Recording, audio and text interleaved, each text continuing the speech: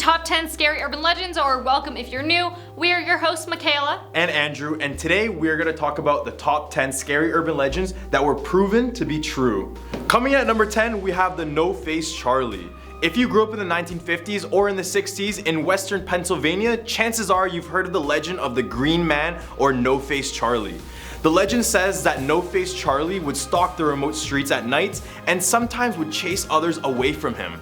No disrespect, but if I saw him at night, I would definitely be running the other way. No-Face Charlie was actually based on a real man named Raymond Robinson. His story is pretty tragic, so listen up. In 1919, Robinson was only 8 years old when he was reaching for a bird's nest at the top of an electrical pole when he was suddenly struck by 11,000 volts of electricity. He was severely injured. His nose, his lips, ears, and eyes were all gone or misshapen. And on top of that, one of his hands were completely blown off. This is what gave him this image that appears haunting for others. Raymond was in fact a really kind and friendly individual, but others feared him and would give him this negative stigma regardless of how he really is on the inside. He has now since passed away, and I hope he is finally accepted. Number 9, werewolves. You might think of werewolf stories as something only told for fun around the campfire, but that hasn't always been the case. People truly believed in the existence of these creatures. In fact, in the 16th and 17th centuries in Europe, werewolf trials accompanied witch trials. It's even more surprising to note that the amount of people who confessed to being werewolves. Some were likely tortured into confession, but others believed that they were real werewolves. The idea that a human could transform into an animal was quite popular, and people thought that they could make a deal with the devil in order to gain that power. In the 1500s, a French tailor was convicted in luring in, torturing, and slaying his victims before cooking and having them for dinner. He was also accused of turning into a werewolf to terrorize the town at night. Although there was no exact victim count, he was believed to have taken dozens of lives. The tailor made no attempt to defend himself. Instead, he cursed until his last breath when he was burned at the stake. The court was apparently so shocked by his evil acts that the court burned the documents too. You missed me, because at our number 8 spot we have Candyman. This is a cautionary tale for kids not to dig right into their Halloween candy. He is the sole reason why we have to take extra precaution before eating anything. The legend differs depending on who you ask. In one legend, it's said that if you say his name 5 times, he will appear behind you and take your life with his hook. In another legend, he poisons and puts other hazardous items inside of children's candies. The truth of this urban legend is revealed in many different stories, so the narrative changes.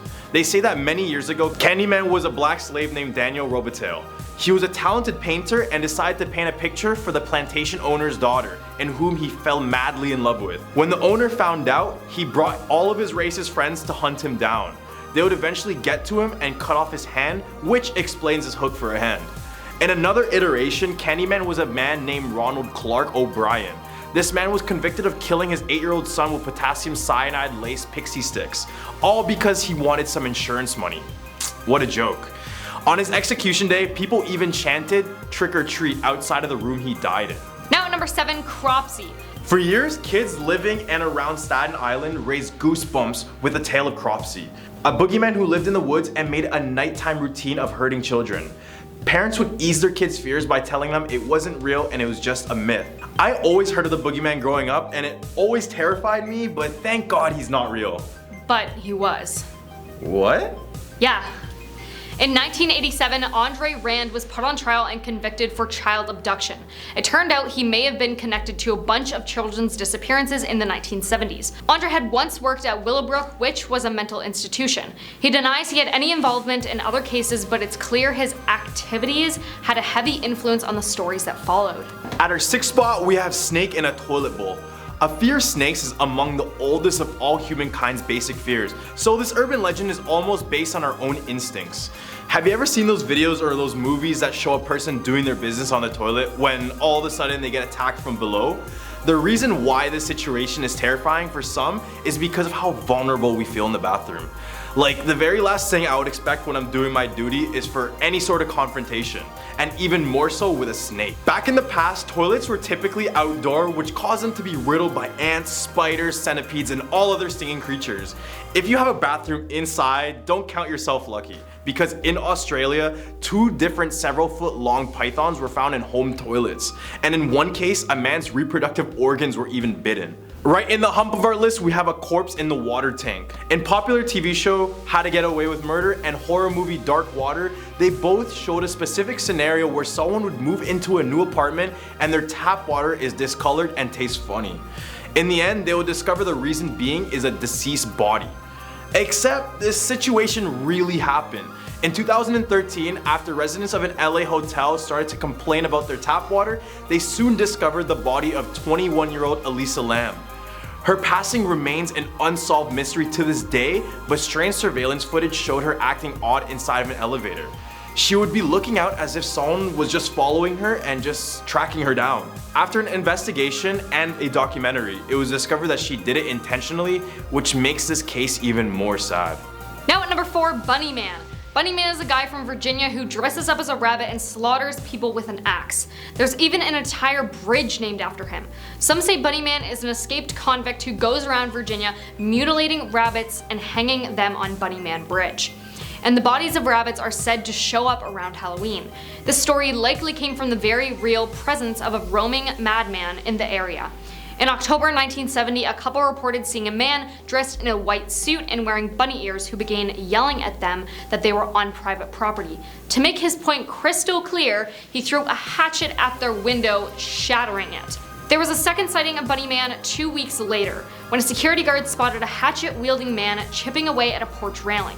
Police tried to get him, but they were unsuccessful finding the man. All the way at our number 3 spot, we have a person under our bed. As I was a kid, I always was so scared of looking underneath my bed. I just always felt that something was just there. I could almost feel it. Did you sleep with the nightlight on? What? Did you sleep with the nightlight on? What? No, I'm a man. What? Okay. Did you know many kids feel this way? Because movies and shows always depict ghosts and monsters coming from under our bed. It just seemed like something was always hiding itself down there. And it finally came true on July 10th, 2003. A man checked into Capri Motel just east of downtown Kansas City and began complaining about a foul odor in his room. Management said they couldn't do anything, so he spent 3 days in the room until he had enough. He finally decided to check out due to the horrid smell, and upon discovering, staff of the hotel discovered a man's body underneath the mattress in an advanced stage of decomposition. Now at number 2, candy razor blades. So you all remember when you were kids and went trick-or-treating and your parents had to check your candy for razor blades, but we all just thought that they wanted to take some of it. Well, the story of razor blades being in Halloween candy is true. In Ohio, one Halloween night, a child was sorting through their Halloween candy when they cut their finger from a blade in the candy bag. They went to the hospital for stitches and no one else was injured. The blade was hidden inside the wrapper of the candy bar. That same night in Waterbury, Connecticut, police arrested a man after razor blades were found in the bottom of 2 trick-or-treaters' candy bags. And now coming in at number 1, swallowing spiders. Bugs are gross enough when we're awake, but the things they can do to us when we're asleep and defenseless is a whole different kind of disturbing. Thankfully, the widely spread fact that we're all regularly swallowing spiders in our sleep isn't true.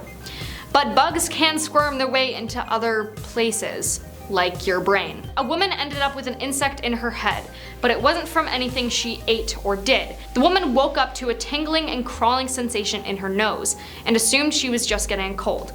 But then she started to feel like her eyes were burning. After multiple visits to 4 different doctors, they found out that a fully grown cockroach had taken up residence in the base of her skull near her brain between her eyes. Starting out this countdown at number 10, the Spacey family.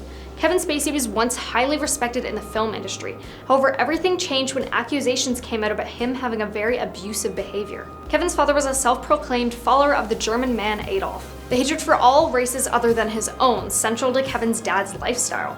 His father also led a secret life as an abuser, turning his hateful attention to Kevin's brother Randy. The allegations against Kevin were even made by Kevin's brother Randy himself. Randy said that Kevin developed a conniving personality to avoid conflict with his father. It said that this dark family secret could be the reason why Kevin turned out the way he did with his own very abusive behavior. However, that in no way excuses him for his horrible actions. From the Oscar stage to a courtroom across the pond, today actor Kevin Spacey faced a judge amid accusations of sexual offenses. The 62-year-old entered a plea as the judge set a date for his trial to begin. Here's ABC's Ian Pannell. Not guilty, said actor Kevin Spacey. There were no comments to the gathered press. Now at number 9, the Aguilar family. Veronica Aguilar was 39 years old at the time, and she lived in Los Angeles, California with her family. However, what neighbors and Veronica's husband didn't know was that she had imprisoned her own son inside a closet in her home. With her husband, who was the child's stepfather, working away from home, Veronica was able to convince everyone that her son was being looked after in an institute. People, however, did not question it whatsoever because her son had autism, so it wasn't a big shock to them. After he was being kept in the closet for 3 years, being sedated most of the time, and starved by his own mother, the child unfortunately passed away. When the boy's stepfather realized what was really going on, Veronica was finally arrested, and her family was unbelievably shocked by the situation. Here at number 8, the Odin family. Alice and Gerald Odin were a seemingly happy married couple with kids. When the couple was in their 70s, they were said to be described by neighbors as being quiet and polite. However, no one expected the things that they were hiding. Alice was in fact previously married, and her husband had mysteriously disappeared in 1974. Gerald had also been previously married as well. However, his wife and their 2 kids disappeared in 1980. When Alice and Gerald met for the first time, they realized they had a lot more in common than they thought they did. Alice had in fact shot her husband and buried his body in an abandoned gold mine. Gerald had also committed a crime, but his were much worse. He had taken the life of his wife and their 2 kids and hid their bodies in oil drums at the bottom of a lake. Their crimes were finally discovered in 2014, and they were both sentenced to prison. Number 7, the Brandt family. The story starts off with Michelle Jones, who lived in Orlando, Florida, who invited her uncle Charlie to stay over for the night in 2004. Charlie then arrived at her home with his wife Terry. Charlie then used a knife to take the life of his wife Terry, removed Michelle's head, and then hung himself. No one could figure out why a man with no history of any violence would commit such horrendous acts. That was, however, until people discovered what he had been hiding. Charlie had taken the life of his pregnant mother when he was just 13 years old, and that secret had been kept from everyone else in the family, including Michelle and Terry. Perhaps if they had known, they wouldn't have let him into their lives. Number 6, the Harrelson family. Woody Harrelson grew up in the 1960s with no allowed contact with his birth father. He'd always wondered why, but that was until he overheard a radio broadcast and finally realized the reason. The broadcast talked about a man with the same name as him who was a killer. His birth father, Charles Harrelson, was found guilty of murder. More specifically, he was found guilty for the assassination of a United States judge in the 20th century. It turned out that Charles was a hitman and was hired several times to take the lives of other people. It said that Charles was also present during the assassination of JFK, and he had told someone that he was in fact involved in some way. Halfway at number 5, the Staude family. Diane Staude had a horrible life from the year 2012 and onwards. It started in the year of 2012 when her husband tragically passed away very suddenly. Just 5 months after the horrible devastation, her autistic son began having seizures, and then later also passed away. After that incident, her daughter Sarah was hospitalized with flu-like sickness and then developed brain damage. Now, it's said that bad luck comes in threes, but this wasn't just any bad luck. The Staude family carried a terrifying secret. It was found out that Diane had been poisoning her family with antifreeze. Not only that, but she was helped by her other daughter, Rachel. Diane, however, said that her actions were justified because her husband was violent, her autistic son was too time-consuming, and that her daughter Sarah was a financial burden. Rachel also revealed that she helped her mother commit these crimes so that she would have her mother's attention all to herself. Number 4, the Phillips family. In 1979, Mackenzie Phillips, who was just 19 at the time, was just about to get married. However, the night before her wedding, Mackenzie's father had shown up with the intention of stopping the wedding and making sure it never took place. Mackenzie and her father, in fact, did often use very heavy illegal paraphernalia, and while they had discussed Mackenzie's upcoming marriage, they decided to take heroin. Mackenzie claims that her father committed intimate crimes with her and that it took place for many years. Her father, John Phillips, was at the time a very famous musician, so Mackenzie's horrible experiences only came to light after her father passed away and she felt comfortable enough. Now at number 3, the Howell family. After an unsuccessful marriage in the 1980s, a dentist named Colin Howell remarried. His new wife's name was Kylie, and it was said that they had a very happy and fun life together. Colin became a big member of his community and went on to have children with his at the time wife, Kylie. However, the two had both kept a dark secret. Colin confessed to her that he had taken the life of his previous wife. At the time, he was in an affair, and so he and his mistress decided to take the lives of both their partners and try and make it look like an accident. While Colin said he wanted to turn himself over to the police because he felt guilty, Kylie reassured him that she would keep his secret safe and said that he can't go to prison because he needed to be there for their kids. 10 years later, the guilt began to overwhelm Colin, and he finally confessed about what he did to the police. He then received 21 years in prison for the act he committed. Here at number 2, the Tetzlaff family. family. Victoria Tetzlaff grew up full-heartedly believing that her father was a hero. She believed that he dedicated himself to protect their country from enemies. However, Lieutenant Colonel Hernan Tetzlaff had a very deep, disturbing secret that he tried so hard to keep from his daughter. Hernan Tetzlaff was responsible for the kidnapping of hundreds of babies who were taken from their loving families during the Argentinian dictatorship of 1976. The children were said to be stolen from those who disagreed with the dictatorship and even given to other families. The parents of those children were often tortured and executed, and Hernan Tetzlaff was responsible for all of it. But adding to this horrible story was the fact that his daughter Victoria was a victim as well. He had kidnapped her from her original family, took the lives of her birth parents, and proceeded to raise her as his own. Now coming in at number 1, the Phoenix family. The actor Joaquin Phoenix had many successful movies. However, it's said that that's not the exact reason why he's famous. The family is most known for the tragic passing of Joaquin's brother River. However, the family went through an already tortured life before he passed. Seizures on Sunset and Larrabee, please come here. Okay, calm down a little bit, okay? What's the address where you need us? It's Sunset and Larrabee, it's at the Viper Room. Okay, what's the address, sir, do you know? What's the address to the fucking club? Okay, sir? Sir, calm down a little bit, okay? I'm sorry, it's my brother, please come here. How old is he? He's 23. Joaquin and River's parents were involved in a creepy cult known as the Children of God during the 1970s. This cult, who currently goes by the name of the Family International, had a very apocalyptic type of view on the world, and also a very eerie take on the God is love mantra. The cult used sensual, intimate moments to convert people while praising that the world was going to end, and they viewed people not involved as malevolent agents. Thankfully, however, their parents managed to escape the cult and change their family's last name to Phoenix, which they said they chose to symbolize their rebirth into a free society. Coming at number 10, we have The Haunting of Hill House. The Haunting of Hill House is quite possibly the scariest TV show of all time. You heard it here first. The show follows 5 adult siblings whose paranormal experiences at Hill House continue to haunt their daily lives, which make them come together to solve it.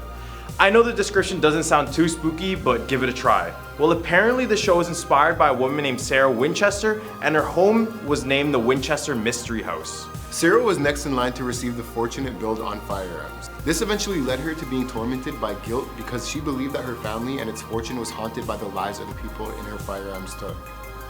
Then, when her husband passed, she would ask carpenters to build odd things like staircases leading to the ceilings, windows overlooking other rooms, and doors leading to absolutely nowhere. Coming in at number 9, we have the stranger in the backseat. It was a dark and foggy night. Denise was having trouble staying awake and noticed that there'd been a truck following her and flashing their high beams at her. Her anxiety levels were not helped by the fact that she was running low on gas and didn't know where the next town was. Finally, just as she thought she'd have to pull over and sleep till the morning on the side of the road, a tiny gas station appeared. Very run down, but a gas station nonetheless. She pulled in.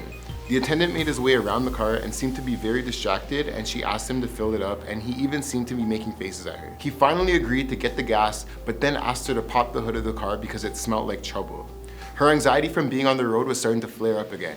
She was all alone in a creepy gas station out in the middle of nowhere, and the weird attendant was finding reasons to keep her there. He asked her to come look at the engine and that he had to show her something. Not knowing what else to do, almost as if in a daze, she did as he asked. She didn't see a problem and handed him her credit card to pay for the gas. He then returned moments later and said that the credit card company was on the phone. As she went into the station to talk on the phone, he grabbed her arm and said, "I'm sorry, but there's a man crouched down in your back seat of the car and I didn't want him to know that I'd seen him." They called the police, who came to arrest a serial killer who'd stowed away in the car and was waiting for the perfect opportunity to get her. Coming in at our number 8 spot, we have The Dead Ringers. David Cronenberg is known for his grotesque visuals and characters when he created the movie Dead Ringers. He knew he needed to direct something that wasn't far from reality, so he picked a true horrific story.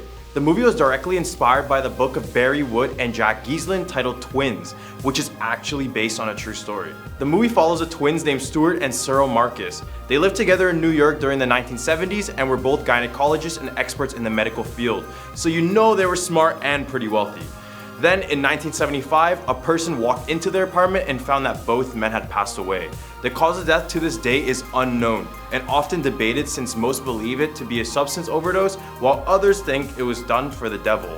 The apartment was completely trashed with food and feces among other things scattered all around the apartment. At our number 7 spot, we have A Real Nightmare. Now, I know we all know the movie A Nightmare on Elm Street is considered a classic American horror movie, one that gets featured during many people's horror movie marathons. It follows Freddy Krueger, the striped sweater-wearing homicidal ghost who haunts your nightmares.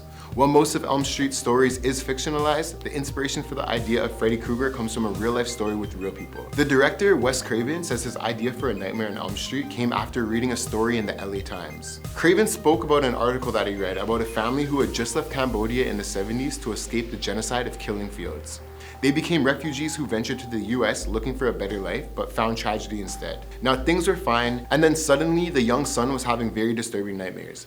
He told his parents that he was afraid that if he slept, the thing chasing him would get him. So he tried to stay awake for days at a time. When he finally fell asleep, his parents thought his crisis was over. Then they heard screams in the middle of the night. By the time they got to him, he was dead. He died in the middle of a nightmare. Here was a youngster having a vision of a horror that everyone older was denying. That became the central line of A Nightmare on Elm Street.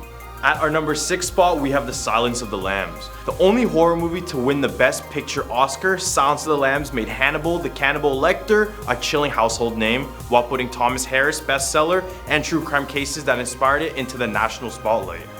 I know Hannibal was a different type of beast, but he was inspired by a real-life serial killer named Harry Hednick. He was probably the furthest from being good, as he was one of Philadelphia's most notorious criminals. He was infamous for his house of terrors, where he would do unimaginable things to 6 different women that I can't even mention in this video. Even in the movie, Hannibal asked Starling, quote, "What does he do, this man you seek?" In which he replies, "He attacks women."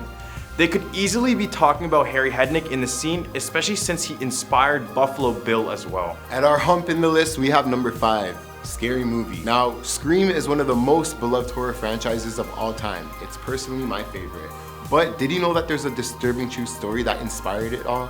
To be clear, there wasn't a real murderer stalking around in a ghost face mask, prank calling his victims and asking them about scary movies. But there were real scary stories of horrifying murders that inspired screenwriter Kevin Williamson to pen his game-changing script, originally titled Scary Movie. Now, one day before creating Scream, Kevin Williamson was watching a house for a friend when he started watching true crimes on TV about serial killers. He noticed that one of the windows in the house was open and that he got really freaked out. He picked up the phone and called a friend while he checked the whole house with a knife in his hand. Him and his friend began bantering back and forth about scary movies, which initially struck inspiration for his franchise series. In the movie, there's usually someone home alone when they receive a call from Ghostface, and they begin going back and forth with each other talking about scary movies. Moments before he attacks them, of course. I think the way that Kevin came up with the idea was simply brilliant. And you know, we love it. Coming in at number 4, we have A Devil in Connecticut. The Devil in Connecticut is a book that is based on the controversial case files of Ed and Lorraine Warren. If you're any bit of a horror fan, names Ed and Lorraine Warren should ring a bell, since they're one of the most famous paranormal investigators in history. You know, The Conjuring, Insidious, just to name a few of the films they inspired. The Devil in Connecticut follows the alleged possession of an 11-year-old boy named David Glatzel. The boy terrified everyone in the room, including his own parents, with the paranormal activity in which he was causing. Then Ed and Lorraine Warren would help the boy, and supposedly they managed to get the demon out of the boy, but instead the demon would enter a man named Arn Cheyenne Johnson, who then went on a homicidal spree in which claimed the life of his landlord. This case was named The Devil Made Me Do It, and this inspired many of the films we see today. Arnie was found guilty and sentenced to only 10 to 20 years in prison, but now he's out and much is unknown about his whereabouts. Here at number 3, we have The Licked Hand.